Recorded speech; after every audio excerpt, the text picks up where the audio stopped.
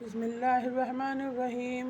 دوسری دعا یہ ہے فَإِن تَوَلَّوْا فَقُلْ حَسْبِيَ اللَّهُ لَا إِلَٰهَ إِلَّا هُوَ عَلَيْهِ تَوَكَّلْتُ وَهُوَ رَبُّ الْعَرْشِ الْعَظِيمِ۔ ترجمہ: میرے لیے اللہ تعالیٰ کافی ہے، جس کے سوا کوئی معبود ہونے کے لائق نہیں۔